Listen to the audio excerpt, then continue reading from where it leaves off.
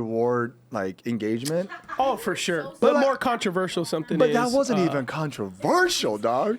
Yeah. What people going cray cray? Oh, the gender thing. It wasn't even a gender thing, dog.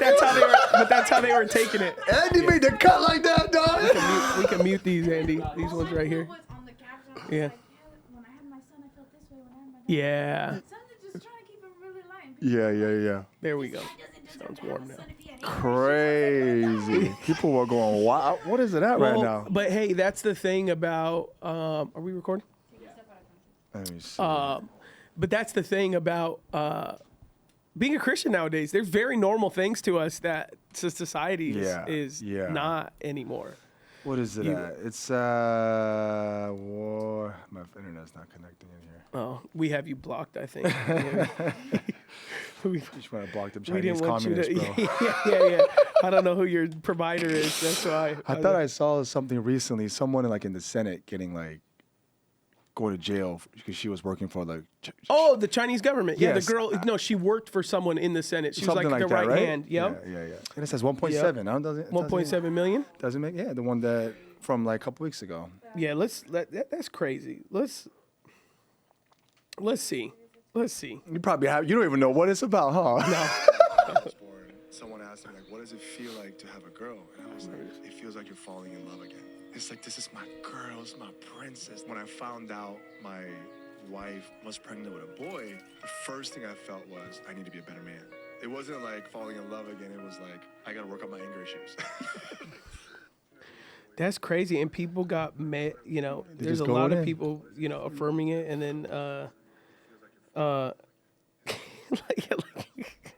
that top percent. I certainly hope you'd want to be a better man and work on your anger issues, even if you had a girl. Like, people really don't know what humor is nowadays. Like, I was literally gonna say, yo, that was just a joke, trying to make y'all laugh. You're making it light. It's a crazy. heavy statement what you're saying. You try to make it light. That's crazy, dog.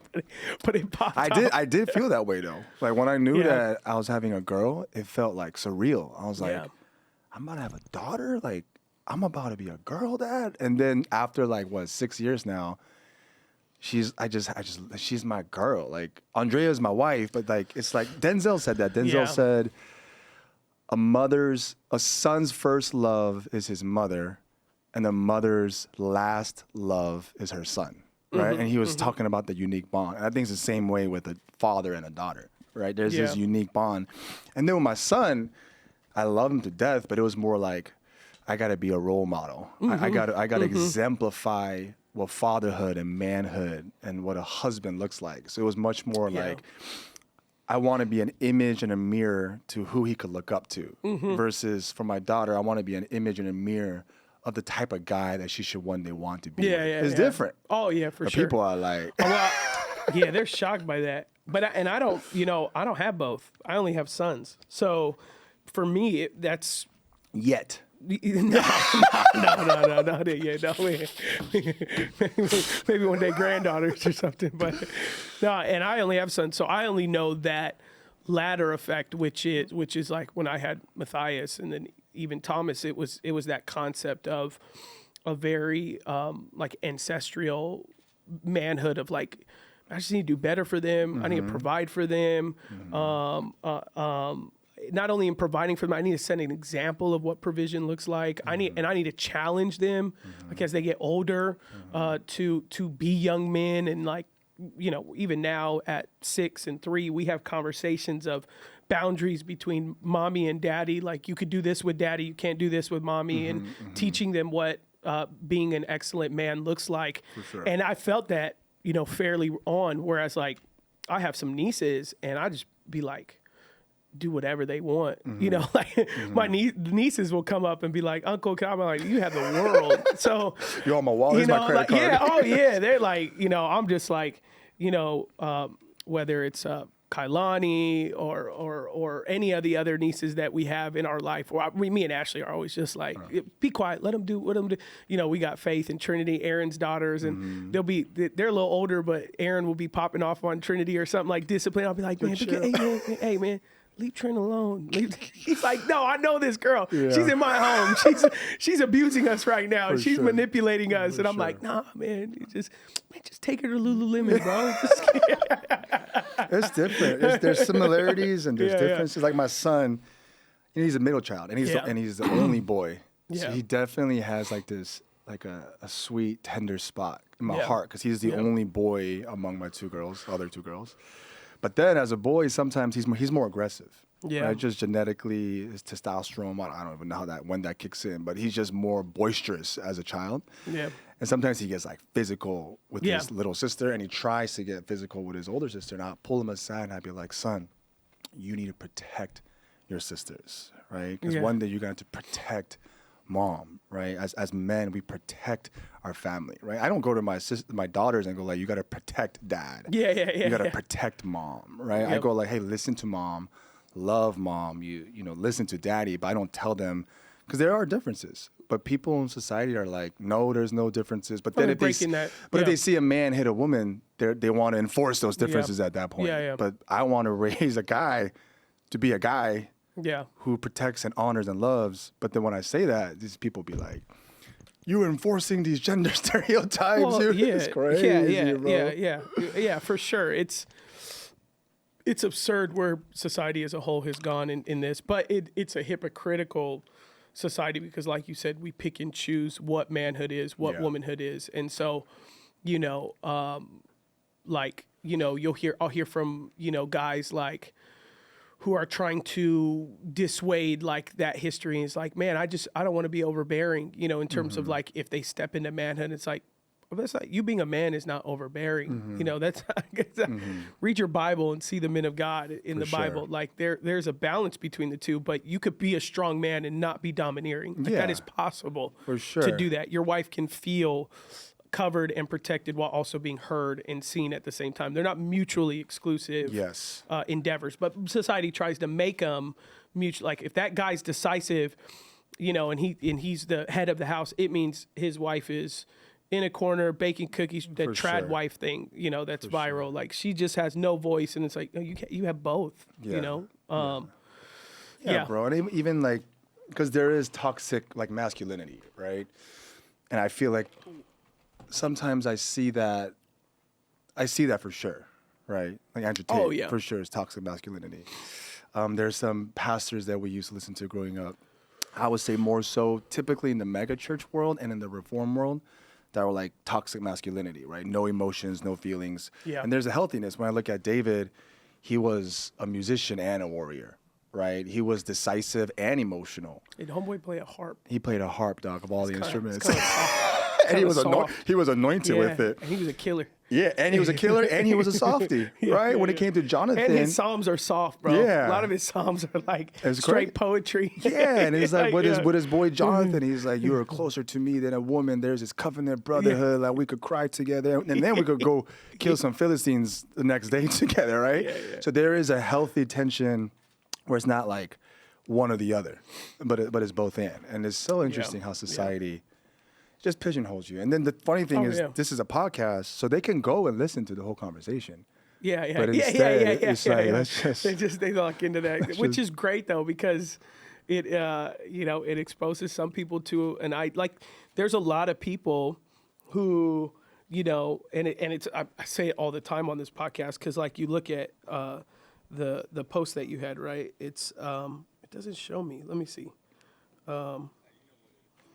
Let's see. So why does it show me how many?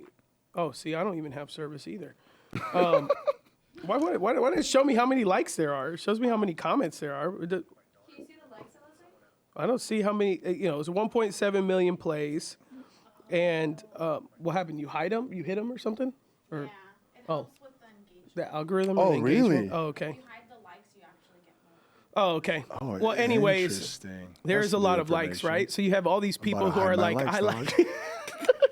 You have all these people who are like, I really like what this guy's saying. And that buy and hold are people who are 100,000 likes. Oh, you see it? Okay. Yeah, I pulled it because I have access to the Oh, yeah, insights. you have the insights. Yeah, 100,000 likes. So what is it? 230 comments, which are pretty much 50-50, right? 50% going, man, this is great. 50% going, why is this guy doing gender boundaries and why can't this guy get his anger in control before he has kids? Whatever they're doing.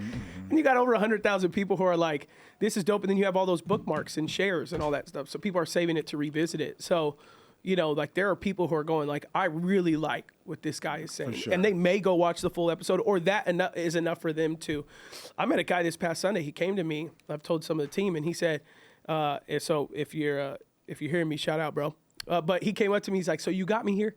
And I was like, I don't know what that means. He came to me in church on Sunday. And so I told him, I don't know what that means. And he goes, you showed up on my For You page like 7 times. So finally I was like, I'm going to go hear this guy in person. He's like, and because I'm nearby and the algorithm was showing him some location-based stuff.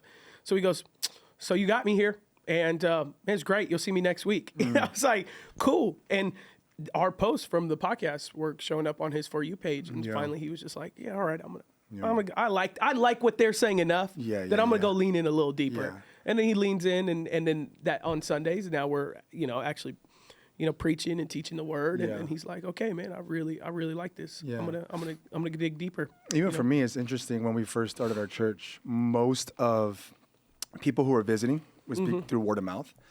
Now it's like 50-50 through social media. Yeah. Yeah. Isn't that crazy? It's crazy. Like I never, because we did zero marketing. Like, in church planning, they give you like marketing tools like mailing, door-to-door, social media. First, I didn't even have social media, personal social media when I launched. Yeah. But since Beyond the Letter, you're like, they're like, hey, what's your marketing plan? You're like, I got this friend named Adam. So we will have like, I'll probably say like recently. Yeah. 75% of the people that come up to me after church, it was social media. Wow. They're like, hey, you came on my For You page. Hey, I saw a clip of you and your wife preaching, or I saw you speaking here, or I saw you on the podcast, and I looked it up, And so it's crazy how, it's wild. It's the front door, bro. And I think that's a tip for anyone that, we're running a churches, but anyone who has a career passion or a side business hustle or whatever, like how much having social media can work to a person's benefit. And I recently talked to a pastor who has a very impactful ministry on social media, and he sent me this because he's kind of like a church planner, so he's raising money, and I get those weekly at this point. So sure you do, bro. And I'm looking at it, and I'm looking at this document he sends to try to raise some funds to finish off the year strong, and like all the data, like they're not sharing anything of like the impact he's making on social media, which is like incredible. It's bigger than even what this podcast is doing. So I call him, I'm like, hey, why'd you send me a fundraiser thing and there's nothing about what you're doing through your ministry on social media? Oh, well, I don't want to give the wrong impression that, it's all about me, and because my social media is my name, and so I'm trying to make me and the church separate. I know you're talking about. It's the homie in LA. And I just encourage, man. I spent an hour just encouraging them, and I was like, bro, these go hand in hand. Your ministries are together. Trust me. If you have ego, if this goes your head, I'll be someone who will tell you. For sure. You got. Hopefully, you have elders in your life who are gonna tell you. But until that point, you need to run. Tell me how many people are calling you for prayer. Tell me, have you had a recent DM where someone DM'd you from another state and said they gave their life to Christ because oh man, I get like 10 a week. Damn. I'm like, bro, tell us that. For sure. Let me know. For sure. If you're raising money, I don't want to hear how many baptisms you did. Every church is supposed to be doing those. And you're doing something uniquely different that other pastors aren't doing, which you're praying with people daily. People are reaching out to you every single morning. You're putting in a post about prayer. You're engaging the gospel. I see it. Like, you are transforming lives. Yeah, he is. Tell me that. Yeah. And he was like, dang, I guess I just needed permission. I'm like, you got permission, bro. You need to run with this thing. Social media is so effective that there are times I feel like just becoming a full-time social media person. Dog. An influencer? Sometimes I look at Tim Ross. Right? I think he was a church planner at Grace Embassy. I think that's what it's called. Or Embassy something. something. He like planted that. a church. It was Embassy something. Yeah, I know he was at Potter's house to Yep. Gateway to planting his church. And then he started the basement. Mm-hmm. And that thing took off so catastrophic, just like Yeah. that. I think, I'm not sure if that's the only reason. I've heard his whole story, but I think there was so much fruit in his online presence. I think God utilized that and used that from the transition out of Yeah. the pastoral ministry. You know what I'm saying? Sometimes Beyond the Letter is so effective for me. I'm like, then I have to pray and I remember my calling. You know? You gotta, yeah. Yeah, man. Social media, because for me, social media, you know, when you first met, Yeah. I didn't have it. Yeah. And at that time, it was around, I came back in like 2.5 years later, right? Yeah. I was gone. I deleted it. It wasn't just deactivated. It was like, Yeah. because I had it before and I didn't think I was going to come back at all. Like, I just thought like, man, I'm not going to do it no more. But then, because at that season, it was a season of healing for my mental health. And then a lot of purifying my heart. And then I felt God was speaking to me. That season has shifted. Now I need you to be courageous. Right? Yeah. I need you to lean in. And then I come back, and then just within 2 years, it just Yeah. God started to breathe on it. So Yeah. it's been an interesting balance of how to utilize it for the kingdom. Do you think it's possible that like the old you, it would have got to your head too fast, or what do you think? Like, why do you think there was like, I know we've talked before, you did some mental health stuff and sabbatical and all that, but like you shut it down. And when I met you, you were like, oh, I'm never going to have a social media. I'm never going to have an Instagram, you know? And I think early on we had, I know I wasn't the deciding factor, but I remember distinctively having a conversation with you, like, it'd be good for your church. And For sure. you should do, it'll help you as a pastor engage For with your sure. church. And then whatever else, you know, months later, then you end up starting it. And I think within 2 weeks we're collaborating stuff on the podcast or whatever. Do you think like the reason why you think reason why God, because ultimately it was the Spirit at the end of the day, like who led you to a point of turning it all off and shutting it down and everything, would have been if you stayed consistent with it and then started to see an uptick, like that would have made you different? Or like, have you ever even thought about like, I have. yeah, I think first, one thing, I was just talking to a church member that I'm discipling yesterday on the phone. Like, our relationship with God is living, present, and active. So what a lot of people make the mistake of only remembering what God said, and they're not open to hearing what God's saying, right? So God said, sacrifice Isaac. But then God says, stop, right? Yeah. Because Abraham had a sensitivity to the Father's voice to be able to hear what he's saying now. So at that time, it was for sure an unhealthy attachment to my image on social media. And so I cared too much about what I said, how I said it. And I think I saw it as, it became, I don't want to say an idol, but it became a stumbling block for my intimacy and my integrity before God. yeah, And then I sensed the Lord saying, just drop it. Yeah. And so first I did, like, I remember I was off for like 40 days, came back, and I was like, I don't really want to do this no more, and I was gone. And then, so to answer your question, I think it was in many ways. And then when I came back, I felt similar things. Oh, this is too much. Like, I mean, the third post was with you, and it got like 7 million views. yeah, that was your third And that's post. just on our post. That's not like the hundreds of remixes on like crazy platforms. Yeah. And I was like, What is this? yeah, what is this? So Yeah. again, at that moment, I had to recheck in. So I think to answer that in a more holistic way, for anything, I think as followers of Christ, just got to continue to check in, like what was once good for you could become bad for you, and what was once bad for you can be good for you. Yeah. And that's still a little bit of my ongoing relationship with social media. Yeah. So an example would be this, bro. Like when I go speak, a lot of times they ask me to promote the event. Right? That's a part of the package, right? Yeah, that's that. Yeah. Yeah, yeah. But I don't want to do that. Okay. Because that's just not, it's just not my value system. Yeah. Right? I don't mind promoting the event. I don't want to promote like me speaking there all the time. And that's just a personal thing I got. So I got to wrestle with that. So like literally yesterday, someone emailed me and said, hey, you're speaking at this conference. Can you share it And then because I respect this person, I was like, yeah, and I uploaded it. And 3 hours later, I was like, nah, and I just deleted it. Right. So it's just like, I don't know, man.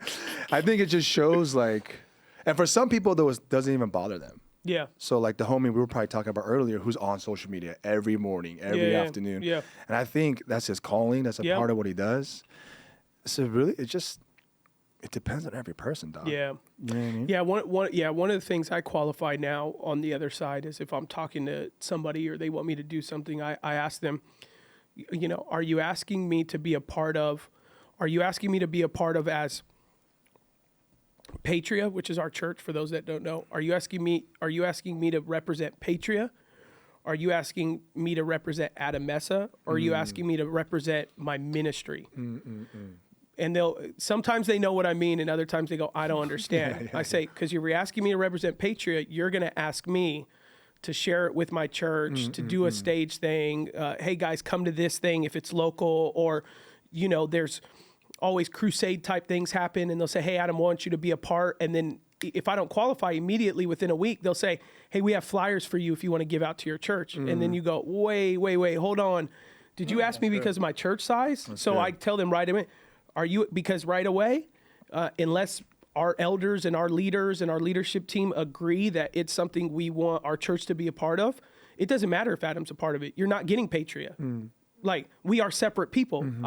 I'm a pastor. I'm also a guy who has, you know, an expertise in digital, digital content spaces. So then I go, okay, so if you're not asking about the church, you're good with that. Now, are you asking Adam in terms of my gift? Like, you want me to speak at a leadership thing or whatever? Or are you asking Adam Mesa as a ministry? Because if I qualify, you're asking Adam Mesa as a ministry, now I'm going to know you're asking me to promote on my social media. You want my ministry alongside of it. So you want the extra validation for my digital presence or even my relational presence. Because if it's like a pastor's thing, which I get a lot of, like, you're on this place where you're doing like a lot of platform stuff. And I'm at a space where I'm getting a lot of invites to private rooms with like really influential pastors. It's a difference between someone who has it and someone who's trying to. No. You got that Illuminati power, dog. Closed door, behind doors, invite only. But I guess they'll say, hey, we're doing something with 20 pastors. Can Adam come and validate what we're doing? For sure. You know, and then they're like, but on top of that, could you also message all these pastors and tell all these pastors or whatever? I have to distinctively say, like, I have to qualify. What is it that you're asking from me? Because there's a lot of layers. And if I just say yes on the front end, they'll start peeling back the onion. For sure. And then I'll actually start feeling kind of yucky because then I have to start building boundaries.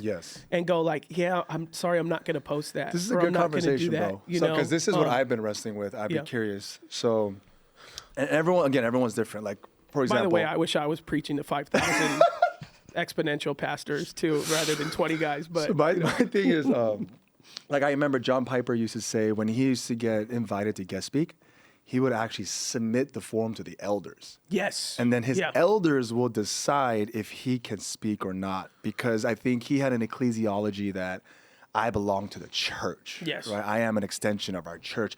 All I am, and like the core of my calling is an extension of my pastoral ministry. And then I meet other people. They travel so much. They're so itinerant that you don't even know they have a church. Right? It's all the above. So for me, from 2020 to 2022, I didn't travel at all. I didn't even really speak at all. Right? I think I went to Young Guns, and I remember 2022 Exponential was the first thing I spoke at outside of, or first time I was on a plane. I spoke locally, but on a plane. And then now, again, this is kind of new for me. I started getting invited to speak in certain places, right? And then I would think, should I go? Should I not go? And so my thinking process is, number one, I check in with the wife. And then number two, is this going to help the family? Because I'm at a place as I'm a startup, right? And I'm creating multiple streams of income, which is different from back in the day, right? I'm like thinking through how not to burden my church, how not to, burden our finances. So I'm looking for other ways to take care of my family. That's the second thing.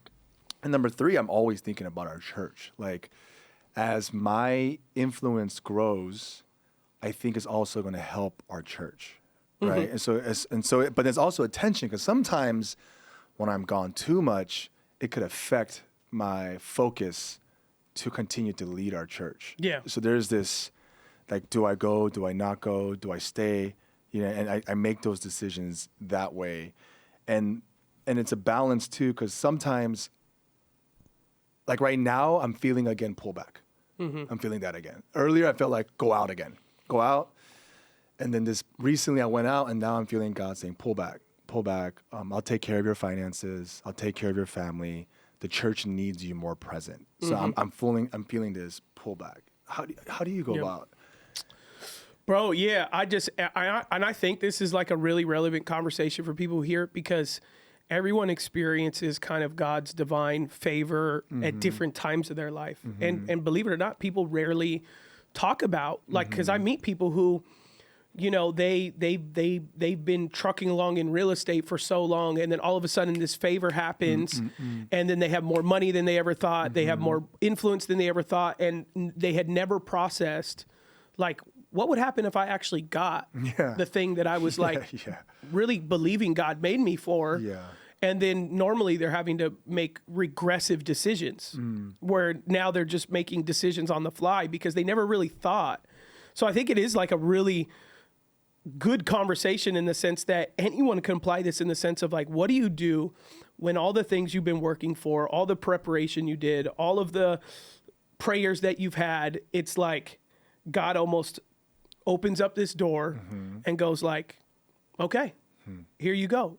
And like, none of us are prepared for that. We're prepared for the hard work. We're not necessarily prepared for the win, right? Or the success or success story or an elemental side of it, right? So I think it is a really good conversation to have that anyone could apply. And to me, like, I have boundaries of community and accountability. So like for me, my executive team, Nathan, Aaron, and Charles, they serve as my kind of first line of defense. So with those guys, I'm talking to them about like everything that I have going on, seeing if anything bubbles up to them as kind of like a red flag. And then I have a board, which would serve as like our overseer elders. And so that's Joel, who you know, and Gerald, and now my friend Julian has joined it, and I got my dad on there. And so these guys, I submit more of the bigger things. So like an example is, there's two distinct examples over the past couple of years. Even though I wasn't in charge, I was still going to be the next lead pastor. So I submitted all opportunities, big opportunities to them, stuff that may take attention away from the church.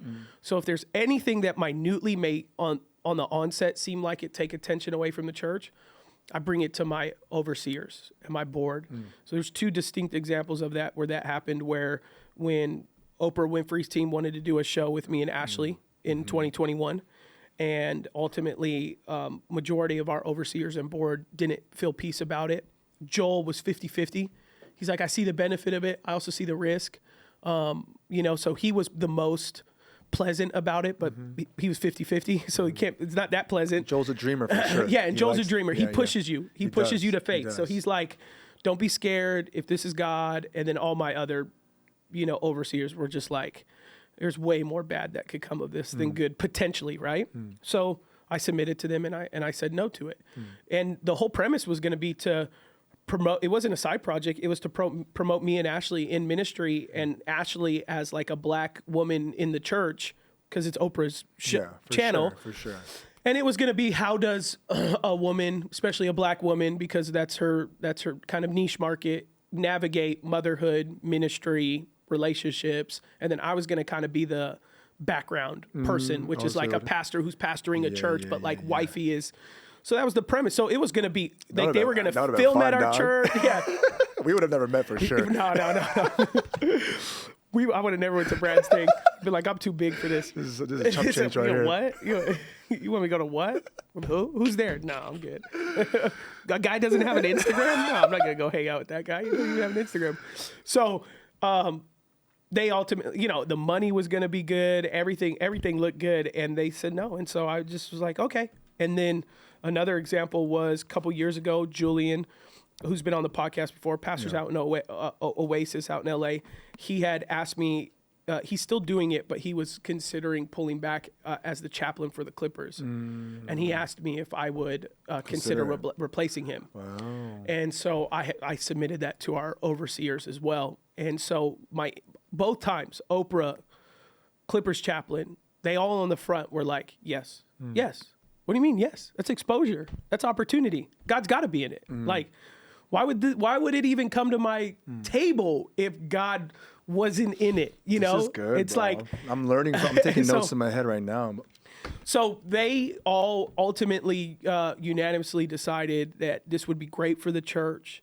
It'd be great for our multi-site model that we plan to do, because one day we want to do a campus out in LA. So they said, hey, this could potentially work. It's up to you. Seek God. But we all feel at peace, except for one of the elders, which was my dad's pastor, said he just wasn't a fan of it. But he's very old school. He believes he believes you can't even go preach in other people's pulpits because you're leaving your church. So he didn't have. But again, I love having guys like that, because then it makes me question. Yeah. Because he asked me, you know, he told me, he said he's big on this. Jim Cobre, he's gone home to be with the Lord now. But he looked at me and he's like late 70s, and he goes, Adam, if you take that Clippers chaplaincy, you're going to smell like basketball players. You're not going to smell like sheep. And I like the smell of shepherds, not of basketball players. And I mean, in the moment I couldn't have disagreed more, but it was enough to make me step back and be like, wait, hold on. But then all the other six were like, no, Jim, hold on, you know, and they're all doing their own thing, kind of fighting on my behalf to give me perspective and clarity. And then ultimately I decided and just told Julian, hey, he's since has decided to continue. But at that time I had told him, if you ever do consider, I think I'll throw my hat in the ring. And so he had already connected me with some of the staff there. And at that time, it was before Intuit Dome. So that helps me. So I have kind of three layers. And obviously my wife is just a separate layer. She just gets included in everything. She's always there. Yeah. So, you know, she can veto anything. So I don't really treat her as like a, it's just common sense for you. Come home, babe. Hey, you know, what do you think about this chaplain thing? So I have the layer of I have my executive team. They get a certain level of information. Then I have my elders. They get a certain level, which if it impacts the church in any way, want their insight and all that stuff like that. And then my third layer is like my community. And so my community would consist of some of my other pastor friends like you and Sammy and Jeff and Julian. Hey, what do you guys think about this? What do you think? And then my personal kind of community and accountability. And that's Phil, Aaron, Heron, and like Jermaine and even Gabe. Like I'll run. Jermaine and Gabe are like little brothers. So I want to know, for them as your mentor, how would it sound to you guys if I started doing blank? Would you gain respect for me? Would you lose respect for me? So I also want to hear from people that consider me either a big brother or a mentor. What if I started posting more about me and Ashley working out? Well, you guys say, you think that gain respect, lose respect? You think you wouldn't do anything? Like, I'm gonna. Wow. So those are the type of questions you would tap in on. Oh, yeah. Hey, what do y'all think? I'm thinking about doing this. Or, hey, I might start another kind of side company. You think it'd be weird for me as a pastor if I started doing, just because I have multiple streams of income. So I always first check it, how much work is it going to take or whatever. But how would you think it would sound if Pastor Adam was selling CDs? It's like, that's not what I'm thinking about, but that's just an example, right? It's like, what if Pastor Adam started getting into like CD business or the USB business? Like, you think that would be weird? Like, bro, that would be weird. All right. Yeah, no, that's good. That's good to know. Good, man. So I have a lot of kind of layers that I'm very much, I think out loud a lot with them. A lot with them. And me and Ashley talk a lot about sacrifice and goals and what do we want. And, this season right now is probably the most, like last year, I probably got asked to speak at 20 or 25 places. And I said yes to 3 or 4. And all of them were church planners. That's just what I care about right now, and there were other things that were bigger platforms, but I'm like, they're good. There's a process of invitation that happens. It's kind of one of those things like, hey, if you ever find yourself out in, Texas, let me know. And they're making a soft invite to say, hey, if you want to come to Texas, call me. We want to have you. Yeah. And then I go like, yeah, I'll let you know, and I don't always follow up because, to me, I'm just in a season where I love my friends who are church planning. I want to see them win, and I love what our church is doing, and I really want to be focused on what our church is doing, and I want to help my friends with what our church is doing to help them get further faster. Yeah. Where even if one of my friends has a larger ministry, if I could serve them to help them get further faster, then I'm happy to do it. Yeah. But if it's just hey, come speak, I'm like, there's a lot of better people than me. Like, preaching is not my primary talent offer. Sure. So I'd say yes first to come and hang with your staff, consult, than I would to go preach. Sure. I get to do a lot of that already. Yeah. I'm not. Some guys, like, they're made for preaching, and that like my dad. Oh, he's a preaching machine. My dad's dream is to preach 7 days a week. If you told him, hey, you're going to be at 7 churches from Monday to Sunday next week, and he'd be like, this is a dream come true. He's made for preaching. That's one of his main spiritual gifts. Yeah. I believe I'm good at it, and I believe I'm great, and I believe I worked hard at it. Yeah. But like, it doesn't wag my tail. For sure. Like, wagging my tail is like discipleship, seeing people grow, whether it be faith, personal, business. I love growth. I love seeing people win. And it's probably a little more apostolic. That's vision. That's like, I want multiple people. I want multiple people starting churches. I want multiple people starting business. That's a very apostolic, like, release, and that's excite me. Like, if someone came to me and was just like, hey, I started a podcast because your podcast and we already have 10,000 subscribers, I'd be like, that's a win for me. Yeah. Like, or someone heard our podcast and said, oh, we just finished a sprint where we taught people how to read the Bible. People were standing up and were like, I got this commentary that's helping me understand the background, and I'm loving it. I'm like, that's a win. Yeah. That, Yeah, and that's evident as your friend too. As like your friend that's been doing life with you. That's your heart, that's your gift mix, that's your spirit, and that's your season too. Yeah. Right? Because it's interesting as I'm hearing you share. One is like, I'm taking mental notes. 2 is like, I want to do those things, but I'm not necessarily there yet, where I could do the things that you're able to do, right? The apostolic. Yeah. And you've been doing that for me, for the homies, for the friends. And as you're talking, I'm like, man, that's smart. There's like levels to this. There's like levels of accountability. There's levels of structures depending on how large someone's platform and influence is. Because mine is, I'm still figuring out so much. I think I'm older than you by 1 year. Yeah. But in many ways, I'm still like, there's still like a moving target a little bit. Yeah. And I need to sober up to kind of just narrow down. So it's interesting is like, God's different from you. God's opened a lot of preaching opportunities for me. Yeah. And it's on like the largest preaching platforms, like, oh yeah. Yeah, and they are. Like any of us young guys each other's age would be like. Yeah. I mean, you got to preach at Matt Chandler's, which for many of us, if you grew up saved in 08, 09, 2000, like these are heroes. Yeah. Matt Chandler's still doing incredible work. But even for a lot of us at a young age, he was like the 30-year-old, just like. I literally got more congratulations for speaking there than any other congratulation in my life. For having a kid, for getting married, for playing. I literally I'm like walking down the street, haven't seen friends in years. Just this past Sunday, I was at a restaurant and dude, hey bro, you remember me? Oh, what's up, bro? I haven't seen you in 10 years. And we're chopping it up and he goes like, hey, congratulations, bro. And I was like, what?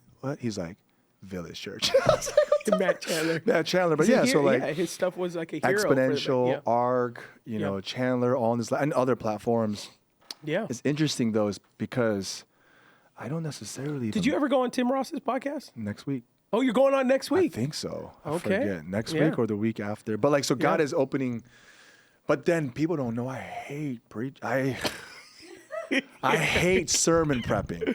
Really? I hate it. No way. It drains the life. It's not easy for you. It's a labor of love. Oh my gosh. It's probably one of the things I hate the most in my job description. Sermon prepping.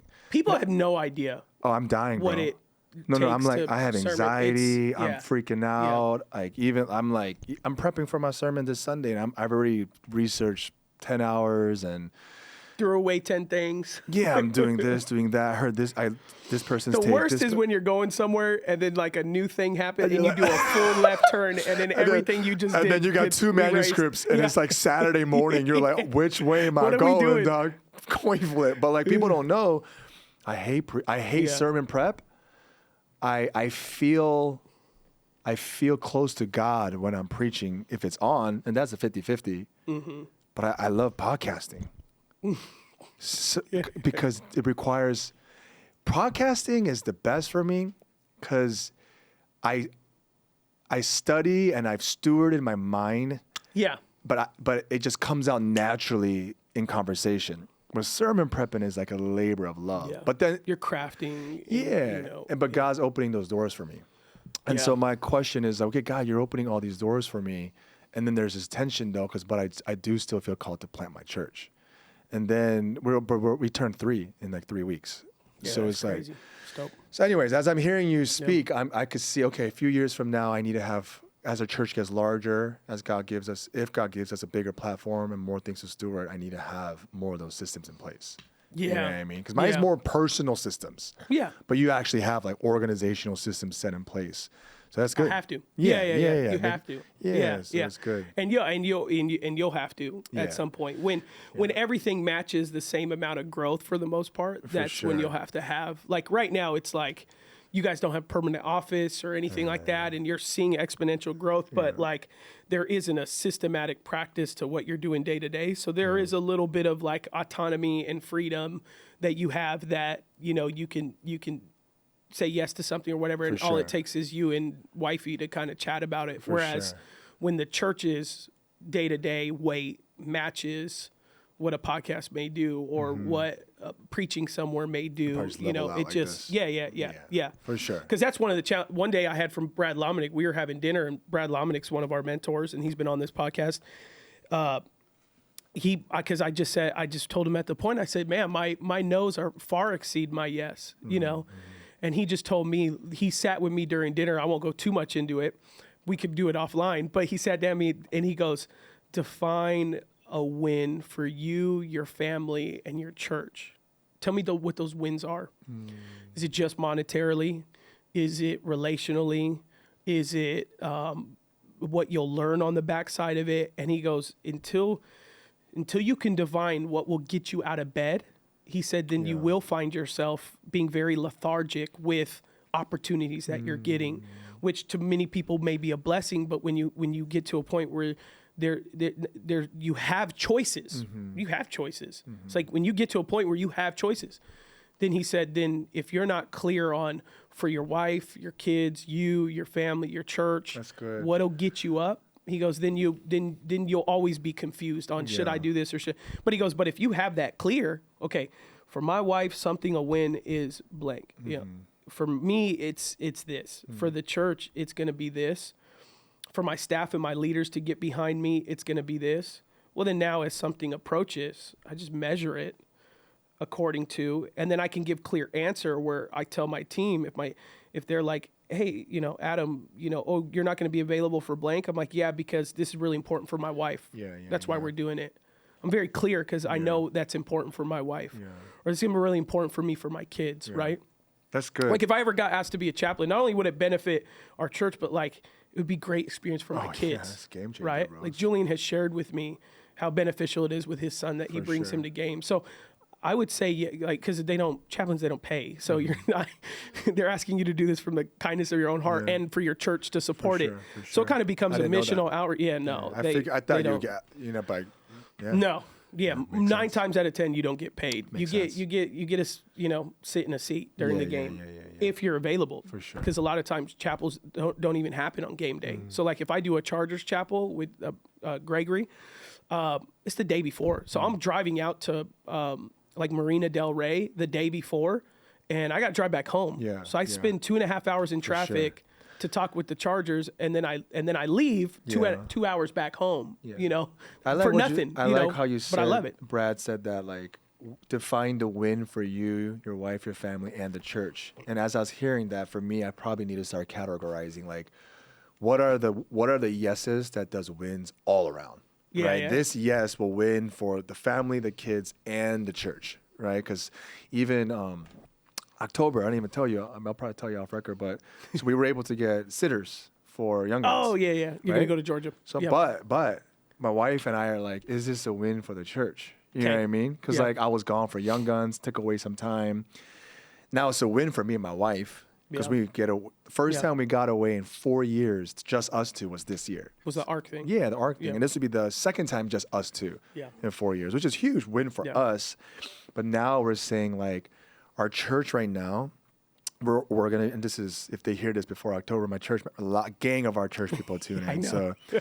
So we're gonna be ordaining our first elders. Oh, shoot. Our anniversary service, right? Okay. So Pastor Bayless is speaking for us for our third year, and we have 3 people legend. for the first time at 3 years. Because when Paul planted churches, he didn't ordain elders until he vetted them for the Yes. first year. So we Yeah. got the first 3 elders, and so like we feel this chapter 2, It's big. right? The people who helped us pioneer, the people who helped us build it, and some transition and some brought in some new. But even more so than that, there's just more of an establishment that's Yeah. coming in. So we were saying like, should we go to Yeah. this Young Guns thing in Atlanta? And so that's how I'm Yeah. naturally that's where my mind's going. But you gave me language, what Brad told you. Like, I Yeah. should define, does this give a win? And actually Beyond the Letter gives a win Right. for me, Yeah. for my family, and for our church. Yeah, you yeah, know yeah. what I'm saying? So Yeah. like it's helpful for Yeah. me as I make decisions to think through like, this is a win. Because sometimes it's just a win for me. Yeah. And Jeff said this to me, and Jeff's the homie, Jeff Osborne. That's my boy for life now, dog. Yeah, he's family. Yeah, he's Yeah. family for life.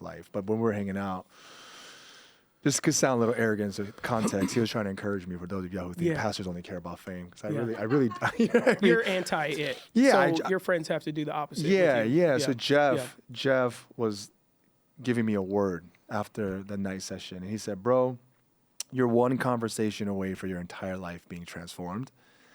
And the second thing he said was, there are some pastors where their church gets so significant that God uses the church to give them authority and to exalt them, right? And even it's biblical. God tells Joshua, tomorrow consecrate yourself, for I'll begin to exalt you before all the people of Israel.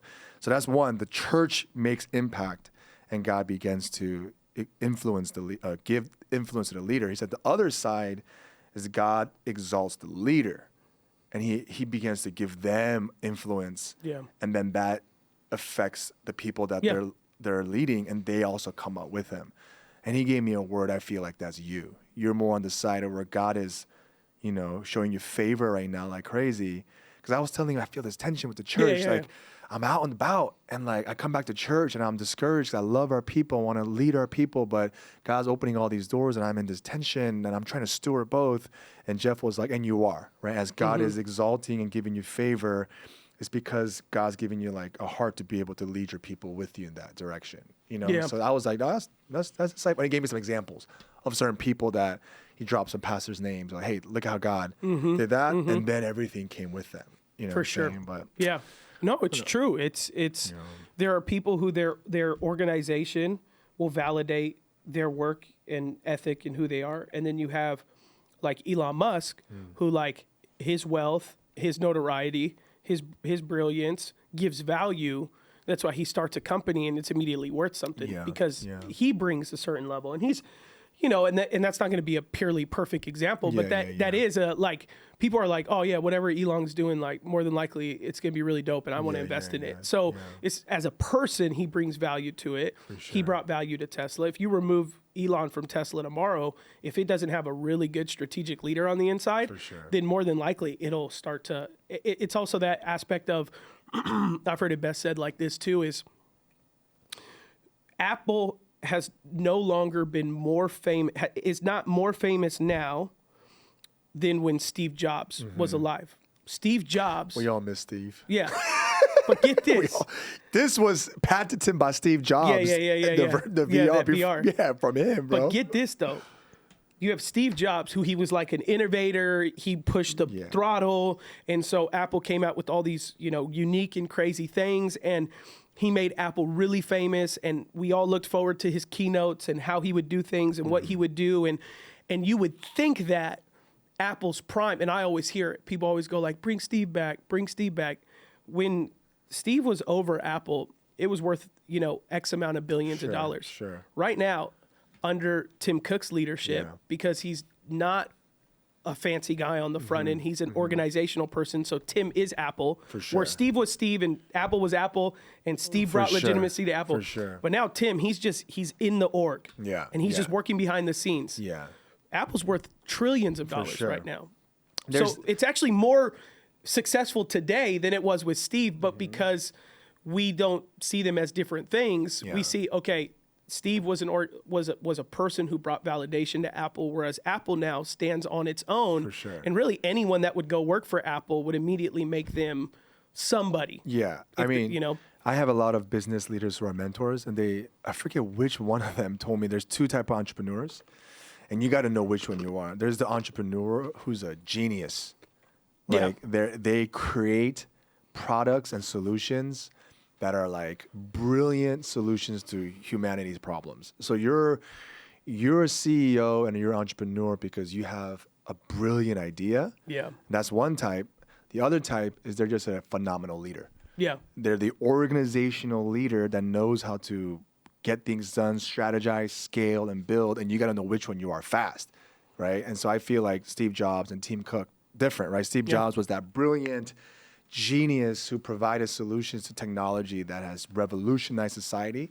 But Tim Cook is that leader, business, organizational, He's like, let's scale it. He's Yeah. like, we got the products, let's get it out, get it out, get it Yeah, out. yeah. So you got to know which type of leader needs to be in what chairs. So when For I sure. mentor young entrepreneurs, they're starting all these businesses, and if they're more the creative type, I'm like, yo, the likelihood of your business failing is high, like really high. You're Yeah. good, great ideas.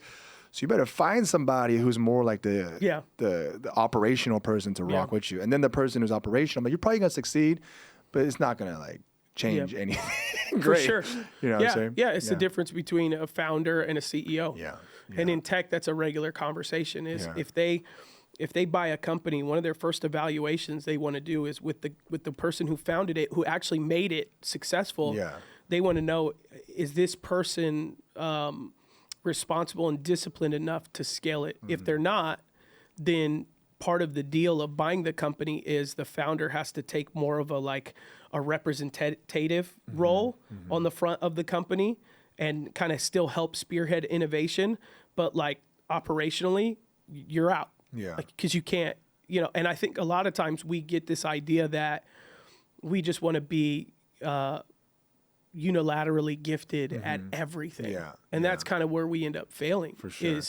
Is like, I'm not, if someone asked me like, Adam, are you an organizational leader? I'd be like, I have organizational leaders on my team. That's not my wheelhouse. I submit to organizational leadership.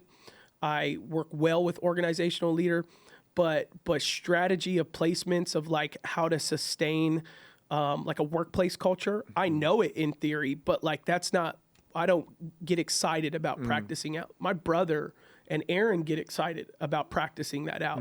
They get excited about putting organizational structures to go further, faster. I'm very disruptive. So I'm very like, okay, that wasn't working last week. Let's go do the next thing. And then they have to remind me, okay, so if we do that though, it's going to cost X. Never Y, mind. and Z, Never mind. bang, bang, Let's bang. keep doing what we're doing. sure, It's for like sure. they bring that balance. But a lot of people just think like, I could do all of it. For sure. And it's just a matter of, I just need to learn more. And it's like, that's not, sometimes you got to have to call, you got to ask for help. Like saying, it's time. It's a biblical model. It's time to add some elders to this thing. For sure. We've weeded people. We see people, character, integrity. They meet all the momentums. They meet all the practices that the Bible tells us to give. It's time for us to bring in a structure to help us maintain the level of growth we're doing. That's an organizational leadership decision. You could have said like, no, we're still at a point where I got this. And maybe you could, maybe you couldn't. But at some point there's a cap. So you're either your cap or your organization's your cap. For sure. It's one or the other. For sure. For sure. I'm definitely the cap to my own organization. 'Cause I'm the founder type. Yeah. I'm for sure the founder type. My wife is more the organizational type. Well, Dr. Chung. Yeah, she's straight up Dr. Chung. So she runs all the operations, but she's also getting overwhelmed. She's like, I need an assistant. So I'm like you do. She kicks me out of staff meetings all the time. So they're planning all this stuff. I'm like, hold up. I think we should do this. Yeah. Everyone's like, we just freaking planned this for a whole month, and you're gonna come here because like, I'm more like, I don't even know if I'm the founder type. I'm just a gut type. That's a founder. I'm like, this is what we should do, and it's gonna work. And I go, and this is why I think it's gonna work. It is not necessarily like empirical data. It's just like, I just know, if we do this is what's gonna happen. If we do that, this is what's gonna happen. So let's do this. Yeah. And then everyone kind of at first they're like, I don't know if we should be doing that. And then I start explaining, they're like, okay, let's go. And usually that's where my sweet spot is. And they're like, yeah, you're right. We should do that. We should do that. You know what I mean? And you repeat histories of success, and they start trusting you. Yeah. You know what I mean? So. Yeah, you gotta earn that. You gotta earn that with those wins, and then people trust more for sure. It's all work. It all takes time, and it's all just hard work and being faithful at something. And that's where a lot of people miss out, because they go from thing to thing and opportunity to opportunity, and they change from thing. That's one of the things my dad's like an extreme version of a founder. So he's always wanting to change, and he'd be like, like right now we've been doing prayer for the way we've doing, I think almost a year and a half, or I think it was a year and a half, maybe 2 years. And him or someone else came to me and was like, all right, when are we going to start like changing it up? Because we have like a certain thing we do for prayer every Saturday. And I go, the beauty is in staying. We just get better. Sure. But what if we do this a little, or what if we change? No, like we just need to get better at what we're already doing. You're like, until you master prayer, which you'll never master it, like we don't need to change it. It's this idea of like the moment we feel like something is good, then we go, okay, it's time to change it. And there's sometimes that needs to happen if it's plateauing, or if it's a disconnect, or whatever it is. You need to do something to engage culture again. But if something is like doing what it's doing well, it doesn't need an upgrade. But that's where we're at right now in society, is like the moment you pay off your phone, it's time for an upgrade. For sure. Rather than just like, I can just keep my phone. For sure. That's the way we think now, though. For and sure. and entrepreneurs think like that in an exasperated sense. And so over the years, that's one of the things with my dad, where it was just like, let's just keep doing it. Yeah.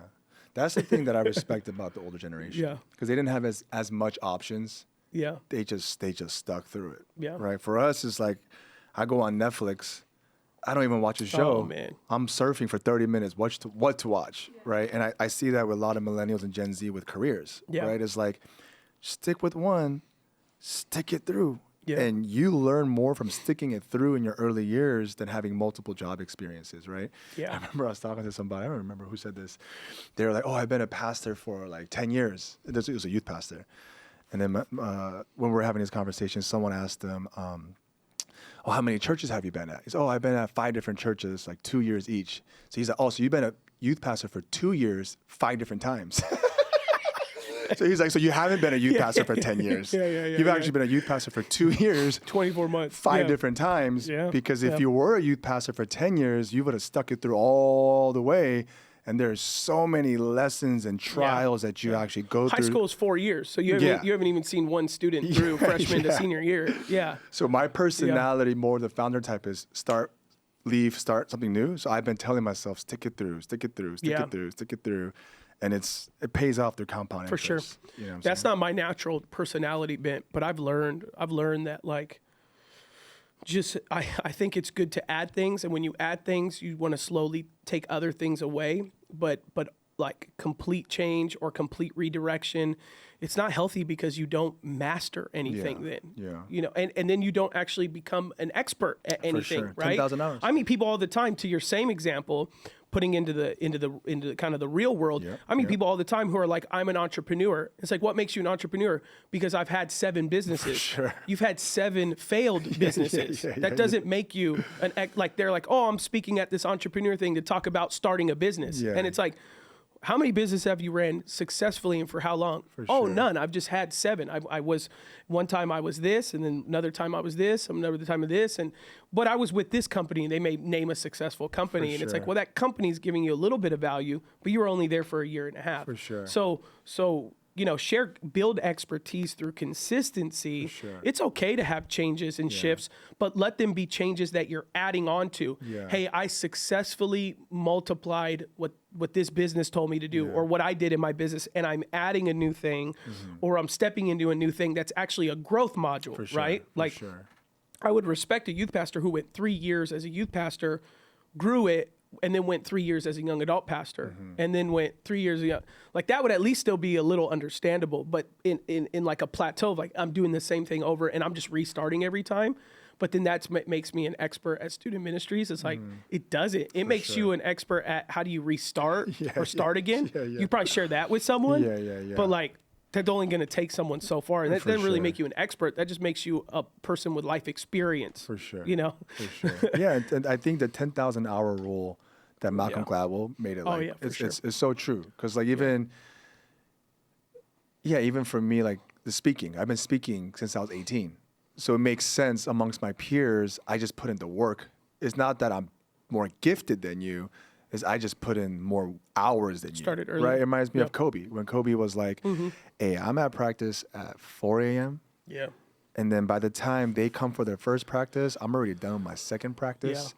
And I've been doing this since high school. Yeah. So he said, and then he said, and by the time we're in the NBA, I don't care how many hours anybody in the league has put in, I am laps and laps and laps ahead of you. So it's that work ethic and the hours that you put in that really elevates someone in their career.